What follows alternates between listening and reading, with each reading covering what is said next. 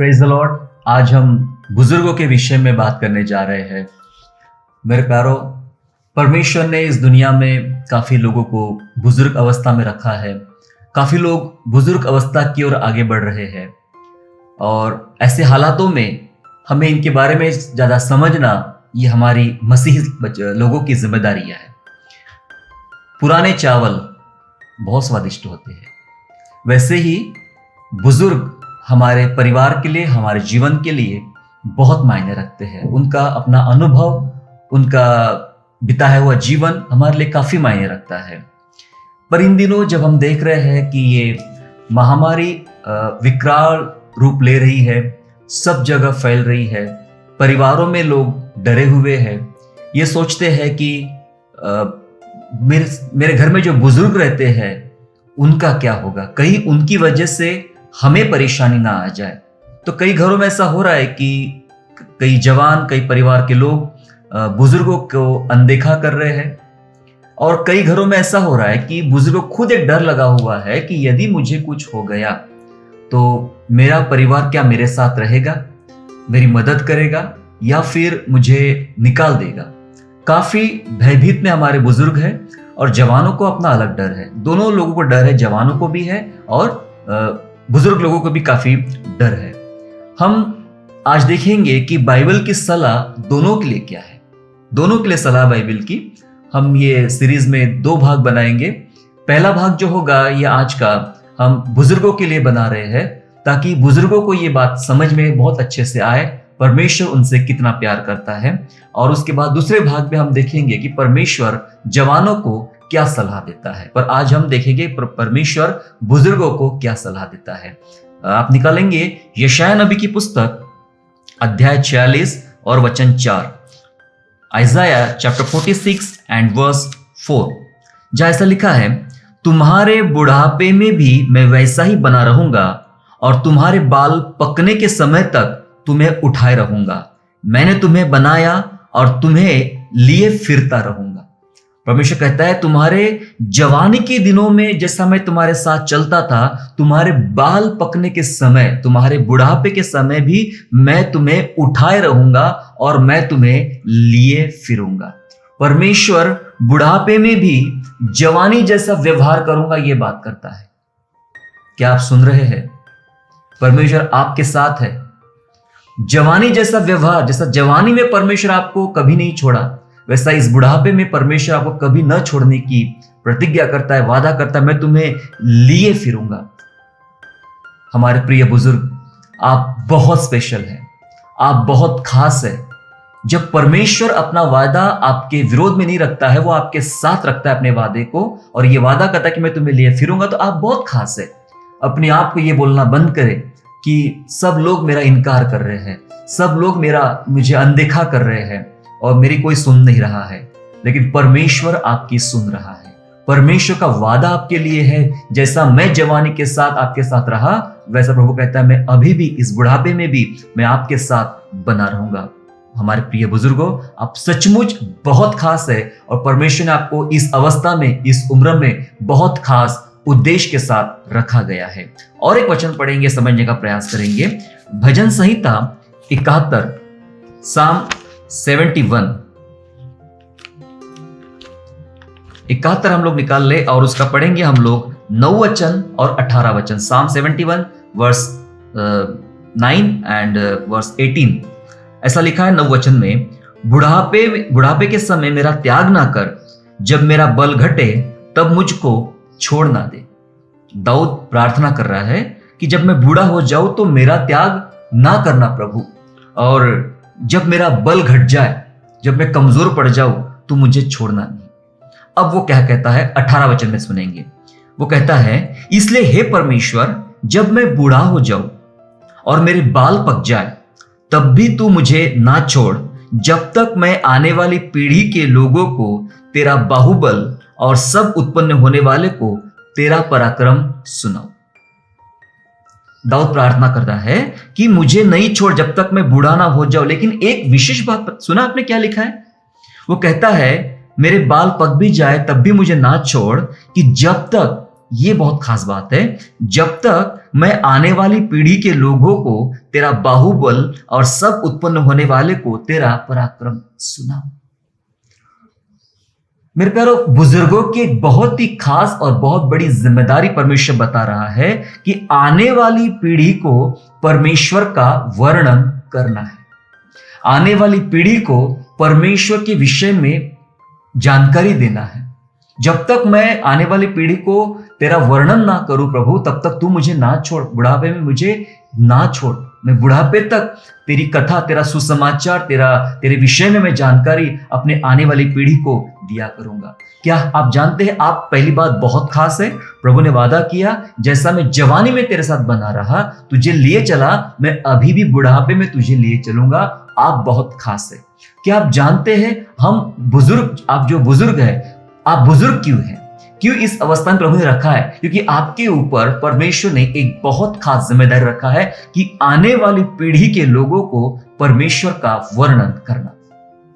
व्यवस्था विवरण में परमेश्वर ने कहा कि तू उठते बैठते चलते लेटते खाते पीते अपने बाल बच्चों को, अपने नाती पोतों को, अपने पीढ़ी को परमेश्वर की आज्ञा का, परमेश्वर की वाचा का, परमेश्वर के वचन का वर्णन करते रहना। आपको एक विशेष जिम्मेदारी है परमेश्वर का वर्णन करना। हो सकता है कि आपने ऐसा किया नहीं, हो सकता है कि आप ऐसा करने में असक्षम रहे। आप बहुत निर्भर हो गए परिवार के ऊपर, अपने बच्चों के ऊपर, अपने नाती पोतों के ऊपर बहुत ज्यादा निर्भर हो गए और अपना पूरा जीवन हो सकता है कि आपने सिर्फ परिवार के लिए, परिवार की उन्नति के लिए और परिवार के फायदे के लिए लगाया। अच्छी बात है, पर उसके अलावा भी परमेश्वर ने कोई जिम्मेदारी हमें दे रखा है। जैसा दाऊद ने कहा कि मैं तेरा वर्णन आने वाली पीढ़ी को करना चाहता हूं। मेरे प्रिय बुजुर्गों, क्या आपने कभी सोचा कि आपको प्रभु ने इस उम्र तक, हो सकता है आपकी उम्र 50 साल है, 60 साल है, 70 साल है, 80 साल है, जितने भी आपकी उम्र है, इस उम्र तक प्रभु ने आपको क्यों जीवित रखा? वो अनुभव जो बचपन से लेकर जवानी तक आपको मिले, परमेश्वर के साथ चलने में, परमेश्वर का सुनने में, आज वो अद्भुत बातें अपने बाल बच्चों को, अपनी पीढ़ी को सिखाने की आपको आवश्यकता है। इब्राहिम ने वो सब बातें इसहाक को सिखा दिया था।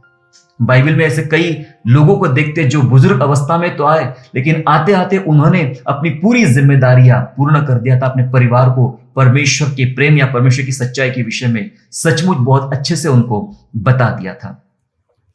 कुछ चीजें मैं आपको आज बताना चाहता हूं कि इस बुढ़ापे में भी हो सकता है कि डॉक्टर ने बोल दिया आपको ब्लड प्रेशर की बीमारी है, डायबिटिक की बीमारी है, या और कोई समस्या, आर्थराइटिस की बीमारी और कोई समस्या चल रही है, परंतु हम कैसे हमेशा जवान रह सकते हैं? सिर्फ शरीर से जवान होना जरूरी नहीं होता है। बाइबल में कुछ तथ्य है कि वो कैसे हम हमेशा जवान रह सकते हैं। मेरे साथ निकालेंगे व्यवस्था विवरण की पुस्तक, व्यवस्था विवरण अध्याय 34।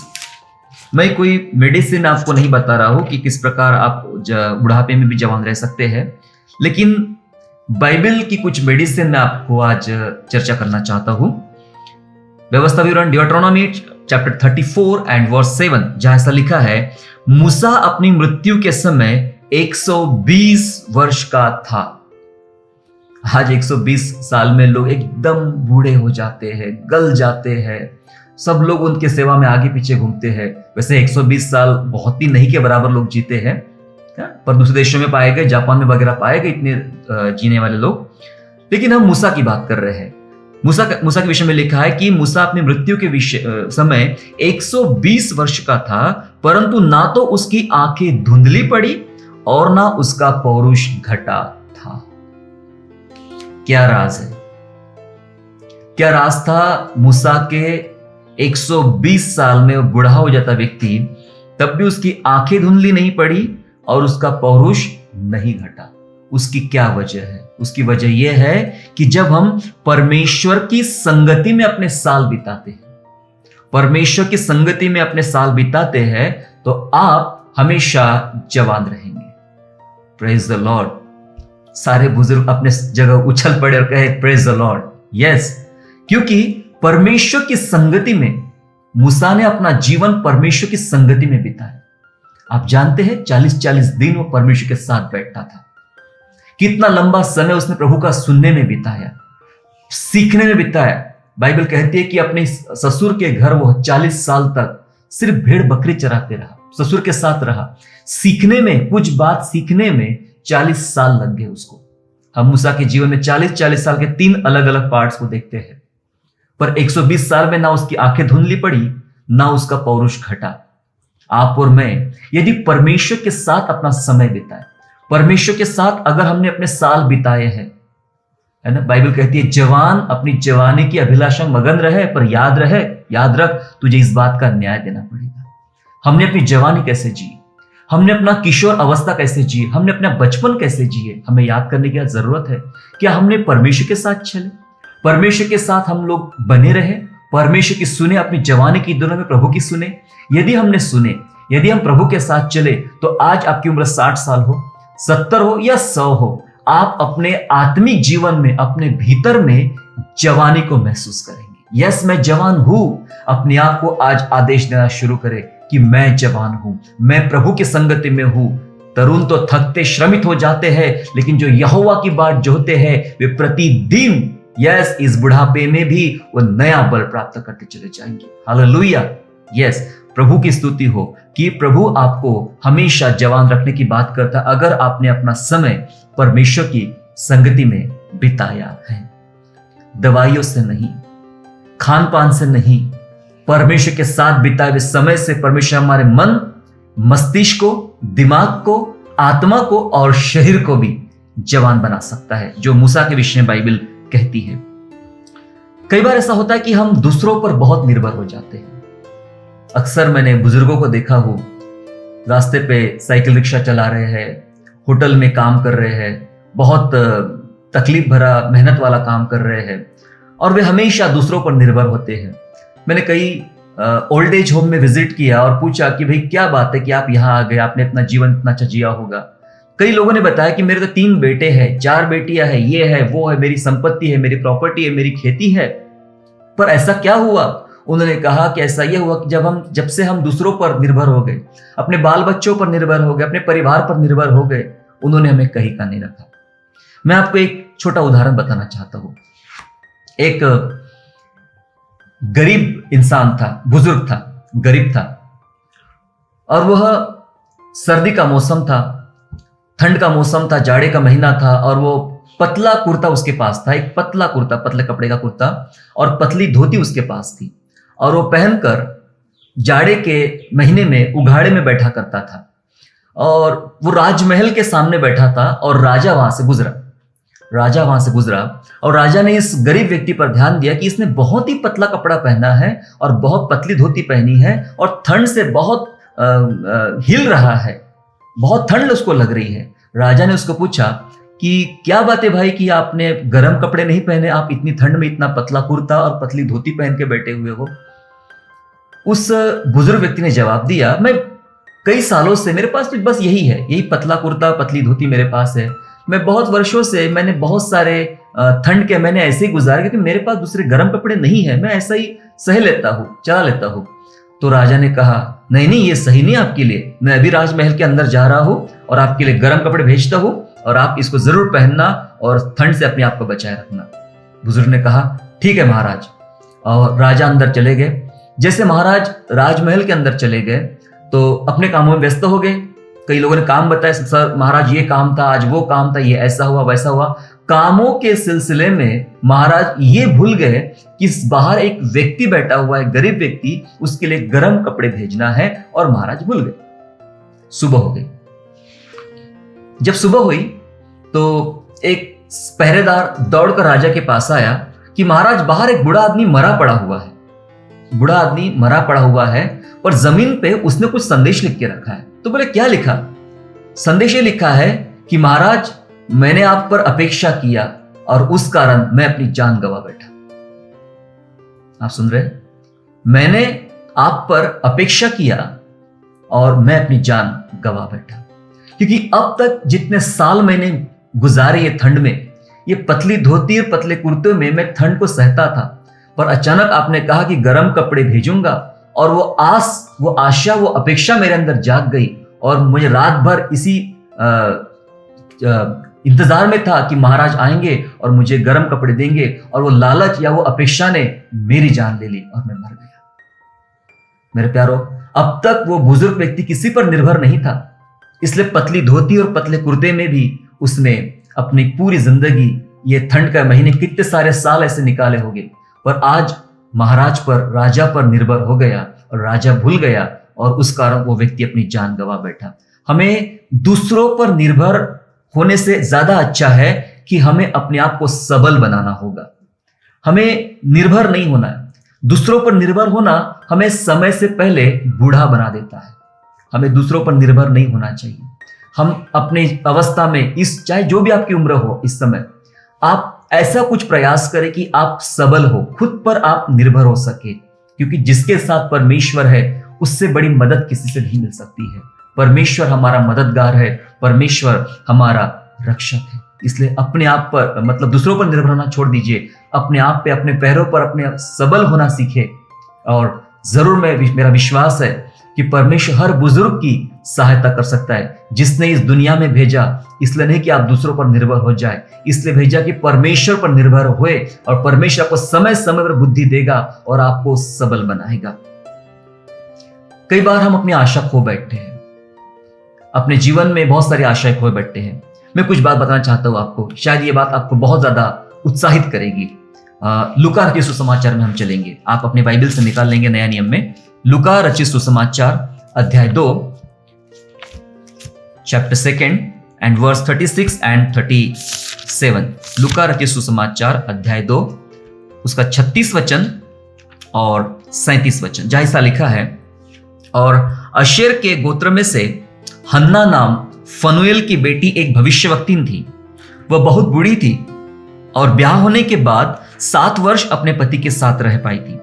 वह 84 वर्ष से विधवा थी और मंदिर को नहीं छोड़ती थी, पर उपवास और प्रार्थना करके रात दिन उपासना किया करती थी। 36 और 37 वचन में एक हन्ना नाम की फनुएल की बेटी भविष्यवक्तिन के विषय में यहां बाइबल बता रही है। बाइबल बताती है कि वो बहुत बूढ़ी थी और शादी के बाद सिर्फ 7 साल अपने पति के साथ रह पाई। शादी के बाद सिर्फ 7 साल अपने पति के साथ रह पाई, और वो 84 वर्ष से विधवा है। 84 साल विधवा होके हो गए, 7 साल पति के साथ रह पाई, और उसकी उम्र कितनी होगी हम नहीं जानते कि उसकी शादी किस उम्र में थी, 15 साल में, 18 साल में, 20 साल में, 25 साल में, हम नहीं जानते। तकरीबन 100 साल या 100 के ऊपर उसकी उम्र हो सकती है। 84 साल से वो विधवा है और वो बूढ़ी है। ऐसे समय में हम क्या करते हैं, बुजुर्ग क्या करते हैं? अक्सर बुजुर्ग एक खटिया पकड़ लेंगे, एक बिस्तर पकड़ लेंगे, वहां सो जाएंगे और बीमार, और लोगों से कहेंगे कि मेरी मदद करो, आप मेरे पीछे नहीं आते, आप मेरी मदद नहीं करते, आप मेरी सहायता नहीं करते हैं, और हम धीरे धीरे करते करते अपनी आशा छोड़ देते हैं। यहां लिखा है कि वह मंदिर को नहीं छोड़ती थी। नोट, गौर करने वाली बात है, वह मंदिर को नहीं छोड़ती थी। इसका मतलब उसने विधवा अवस्था में भी अपने मन को पिछले 84 साल से परमेश्वर के साथ लगाया है। मंदिर को नहीं छोड़ती थी, और लिखा है उपवास और प्रार्थना करती थी। किस उम्र में है आप सोचिए, वो किस उम्र में है? 84 वर्ष से विधवा है, उम्र 100 साल के आसपास है, उसके ऊपर हो सकती है, और लिखा है कि उपवास और प्रार्थना करना नहीं छोड़ती थी। मेरे प्यारो, ये इस विधवा का, इस बुजुर्ग महिला का आत्मिक चरित्र है। ये आत्मिक चरित्र ने उसको आशावादी बनाए रखा। पति के बिना भी वो मरी नहीं। कई लोग मर जाते, मेरा पति मर गया, मेरी पत्नी मर गई, अब मैं अकेला जी के क्या रहूं, क्या करूं?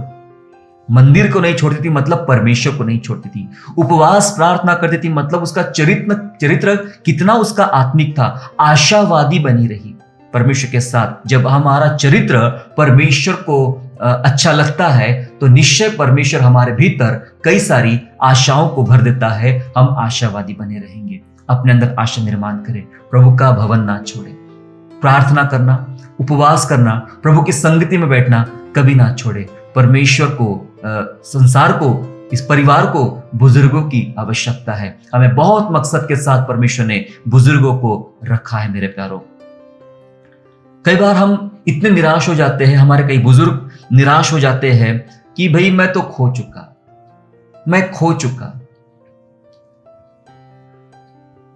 आपकी उम्र कितनी भी हो, आपका हृदय बचपना होना चाहिए। आपका हृदय हमेशा जवान होना चाहिए।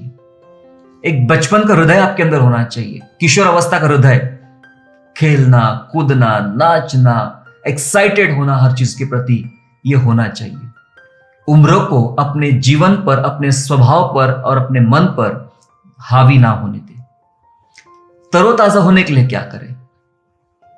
तरोताजा होने के लिए एक उत्साह की जरूरत है, एक आत्मिक उत्साह की जरूरत है जो हमें अंदर से तरोताजा करेंगी। मैं आखिरी बात पढ़ के रोकना चाहता हूं। यहोशू की पुस्तक में चलेंगे हम लोग। Joshua, book of Joshua chapter 14, 14 अध्याय और वचन 10 और वचन 11। यहोशू अध्याय 14 और वचन 10 और वचन 11, जहां ऐसा लिखा है, और अब देख, जब से यहोवा ने मूसा से वचन कहा था तब से 45 वर्ष हो चुके हैं, जिनमें इजरायली जंगल में घूमते फिरते रहे। उनमें यहोवा ने अपने कहने के अनुसार मुझे जीवित रखा है और अब मैं 85 वर्ष का हूं। अभी अभी हमने 84 वर्ष की विधवा के 84 साल से विधवा थी उस महिला के विषय में देखा। अब यहां पर के व्यक्ति जिसका नाम कालेब है। कालेब और यहोशू, यही वे दो थे जो वाचा के प्रदेश में पहुंच पाए, जिनको मिस्र की गुलामी से, उस पीढ़ी से निकाला गया था। कालेब कह रहा है कि मेरी उम्र 85 वर्ष की हो गई आज।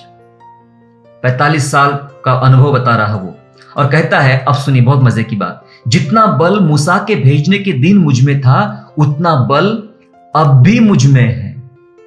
मूसा ने भेजा था कालेब यहोशू को लड़ाई करने के लिए, भेद लेने के लिए, उतना ही बल अब भी मुझ में है। किस बात का बल? युद्ध करने का, भीतर बाहर आने जाने का। और जितनी उस समय मुझ में सामर्थ्य थी उतनी ही अब भी मुझ में सामर्थ्य है। जितनी शक्ति उस समय थी उतनी शक्ति अब भी मुझ में है। वो अंदर से तरोताजा है। आत्मिक उत्साह ने इस बुजुर्ग को, 85 वर्ष के बुजुर्ग को तरोताजा रखता है। जितनी ताकत जवानी मेरे पास थी युद्ध करने की, भागने की, दौड़ने की, अंदर आने की, बाहर आने की, उतनी ही ताकत आज भी मेरे पास है। ये एक आत्मिक उत्साह था उसके पास। हमने मूसा के विषय में देखा, मूसा 120 वर्ष का हो गया, ना आंखें धुंधली हुई, ना पौरुष घटा। हमने उस स्त्री के विषय में देखा जो 84 वर्ष से विधवा थी। वो मंदिर को नहीं छोड़ती, उपवास प्रार्थना करना कभी नहीं छोड़ा। उसके आत्मिक चरित्र की वजह से वह आशावादी बनी रही। हमने एक ऐसे बुजुर्ग के बारे में देख रहे बाइबल में जिसका नाम कालेब है, और वो 85 वर्ष का बोलता मेरे अंदर ताकत है, शक्ति है। आत्मिक उत्साह बुजुर्गों को तरोताजा रखता है। आप अपने अंदर परमेश्वर के वचनों के प्रति एक आत्मिक उत्साह भरिए, आप अंदर से तरोताजा रहेंगे। पता है, विज्ञान ऐसा कहता है कि जितना लोग अंदर से, मन से खुश रहेंगे उतने वे तंदुरुस्त भी रहेंगे, उतने बीमार मुक्त भी रहेंगे। कोई बीमारियां परमेश्वर होने नहीं देता है। अगर आपका मन, आपका आत्मविश्वास इतना ज्यादा पक्का है तो। कई सारे लोग समय से पहले इसलिए वृद्ध हो गए, बुजुर्ग हो गए, क्योंकि उनका आत्मविश्वास घट गया। हमने कुछ बातें देखी मेरे प्यारों। आज परमेश्वर की संगति में वर्ष बिताना आपको जवान रखेगा। दूसरों पर निर्भर नहीं होना। उस गरीब बुजुर्ग की कहानी याद रखना। दूसरों पर निर्भर हमने नहीं होना, अपेक्षाएं नहीं करना ज्यादा। हमने आत्मिक चरित्र हमें आशावादी बनाएगा उस स्त्री के समान। उसका आत्मिक चरित्र बहुत सुंदर था, इस कारण उसने मंदिर को नहीं छोड़ा। हमने कालेब से देखा कि वो आत्मिक उन्माद, आत्मिक उत्साह उसके अंदर है, और इस कारण उसका शरीर, उसका मन तरोताजा है, और वो आज भी कहता है मेरे अंदर लड़ने की ताकत है। मैं हमारे बुजुर्गों से कहना चाहता हूं, आप मजबूत जड़ है। कलीसिया के लिए, परिवार के लिए आप बहुत मजबूत जड़ है। जब तक जड़ मजबूत है, पेड़ का तना मजबूत रहेगा, पेड़ की शाखाएं मजबूत रहेगी, पेड़ के फल स्वादिष्ट और मीठे रहेंगे। आप अपने परिवार की जड़ है, अपने परिवार की जड़ है मेरे प्यारों। भले आज शायद आपको उतना सम्मान, उतना सत्कार, उतना आदर आपको नहीं मिल पा रहा, फिर भी आप जड़ है, इस बात को ना भूलें। आप हिम्मत नहीं हारे। दाऊद ने कहा कि मैं जब तक मुझे बूढ़ा होने से बचाए रख प्रभु, मैं तेरा गुणानुवाद, तेरा वर्णन मैं आने वाली पीढ़ी से करना चाहता हूं। अपनी कोशिश जारी रखे। आपके अनुभव आने वाली पीढ़ी को बांटना बंद ना करे, आप बांटना शुरू रखे। प्रभु ने वादा किया था, जैसे जवानी में मैं तुझे चलाए रहा, लिए रहा, उठाए रहा, वैसे अब भी इस बुढ़ापे के समय भी मैं तुझे उठाए रहूंगा, मैं तुझे चलाता जाऊंगा। आप चट्टान के समान बने रहे अपने परिवार के लिए। कलीसिया के लिए आपकी खास जरूरत है। कलीसिया में आपका बहुत खास स्थान है। बाइबल कहती है कि बुजुर्गों को बुलाओ, प्राचीनों को बुलाओ जब लोग तुम्हारे यहाँ बीमार पड़ेंगे, और उनके द्वारा प्रार्थना करो और निश्चय परमेश्वर आपको चंगा करेगा। आपकी जरूरत है, कलीसिया को आपकी जरूरत है, परिवार को आपकी जरूरत है। हिम्मत ना हारे, परमेश्वर आपके साथ खड़ा है। यदि आज अपने आप को आज कमजोर महसूस कर रहे हो, मुश्किल में पा रहे हो, तो आइए आज हम लोग प्रार्थना करें। मैं तमाम बुजुर्गों के लिए प्रार्थना करना चाहता हूं इस समय, ताकि आपको एक आत्मिक हिम्मत मिले और शक्ति मिले। मेरे साथ मिलकर दुआ में चलिए। हमारे स्वर्गीय पिता, प्रभु जी, आपको हम धन्यवाद करते प्रभु जी कि आपने हम में से प्रत्येक को चुना है। प्रभु जी, हम जानते हैं कि बचपन से लेके बुढ़ापा ये सब प्रभु की कृपा में रहता है। प्रभु ने हमारी उम्र तय किया है, प्रभु ने हमारा जीवन तय किया है, प्रभु ने हमारा परिवार तय किया है। और कई बार हम भूल जाते पिता परमेश्वर कि प्रभु हमारे साथ है। जो आपने वादा किया प्रभु, जैसे मैं जवानी में तुझे चलाए रहा, मैं वैसे ही इस बुढ़ापे में तुझे उठाए रहूंगा, तेरे संग चलूंगा। हे प्रभु, हमें हिम्मत दीजिए। मूसा के समान हम चाहे कितने ही बूढ़े हो जाए, एक शक्ति हमारे अंदर रहे। उस विधवा के समान प्रभु जी, हमारे अंदर का आत्मिक उन्माद कभी समाप्त ना हो। दुआ, प्रार्थना, उपवास करना, प्रभु के भवन में बैठना हम खत्म ना करें। दाऊद के समान हम प्रार्थना करते ईश्वर राजा की हमें वो शक्ति देना, इस बुढ़ापे के समय पके जब बाल पक जाए प्रभु, तब हमारी सहायता करना, ताकि जो तेरा वर्णन है, तेरी बातें हैं, हम आने वाली पीढ़ी को कर सके। हमारे बुजुर्गों को हिम्मत दे प्रभु की आने वाली पीढ़ी को वो आपका वर्णन कर सके पिता परमेश्वर। कालेब के समान शक्ति दे पिता परमेश्वर कि अब भी मैं अपने आप को जवान समझता हूँ, युद्ध करने की ताकत मेरे अंदर है, दौड़ने भागने की ताकत मेरे अंदर है। प्रभु, हमारे जितने बुजुर्ग आज सुन रहे पिता परमेश्वर, उन सबको वो बल दे, वो हिम्मत प्राप्त करे, शक्ति प्राप्त करे पिता परमेश्वर। कभी वो लज्जित ना हो, अपने आप को निर्बल ना समझे, क्योंकि परमेश्वर जिसका शरण स्थान है, परमेश्वर जिसका सहायक है, उससे कभी डरने की आवश्यकता नहीं होती है। प्रभु, सचमुच आप बुढ़ापे तक हमारे संग रहने वाले परमेश्वर है। आपका वादा है जगत के अंत तक आप सदैव हमारे संग है। मैं विशेष निवेदन करता प्रभु हमारे बुजुर्गों के लिए, जो लोग बीमार है, कमजोर महसूस कर रहे हैं अपने आप को, इस महामारी से डरे हुए हैं, मुश्किलों में अपना जीवन जी रहे हैं, जिनके पास घर नहीं है, जिनको घर से निकाला गया है, वे अनाथ आश्रम में रह रहे हैं, रास्ते पर पड़े हुए हैं, भोजन उनके पास नहीं है, पहनने के लिए कपड़े नहीं है प्रभु जी, और कितने सारे व्याकुल ऐसे लोग हैं प्रभु। हम उनके लिए विशेष निवेदन करते प्रभु, आप उनकी सहायता कीजिए, अपने पवित्र दूतों को उनकी सहायता के लिए भेजिए पिता परमेश्वर। उनके साथ खड़े रहने के लिए आप मदद कीजिए ईश्वर राजा। आप उन्हें शक्ति दीजिए, बल दीजिए पिता परमेश्वर, और अपनी महिमा के लिए उन सभी बुजुर्गों का इस्तेमाल कीजिए। हमने जाना है कि बुजुर्गों की जरूरत है प्रभु, हमारे परिवार के लिए, हमारे मंडली के लिए और हमारे देश के लिए पिता परमेश्वर, हमारे समाज के लिए उनकी जरूरत है पिता परमेश्वर। प्रभु ने आशीष दे और तैयार कर। धन्यवाद स्तुति करते हैं, धन्यवाद के साथ यीशु नासरी के नाम से प्रार्थना मांगते हैं, आमीन। दूसरा पार्ट हम जवानों का देखेंगे। आपसे विनती करता हूं जरूर दूसरे पार्ट को भी आप देखना। परमेश्वर आप सभी को आशीष दे। God bless you.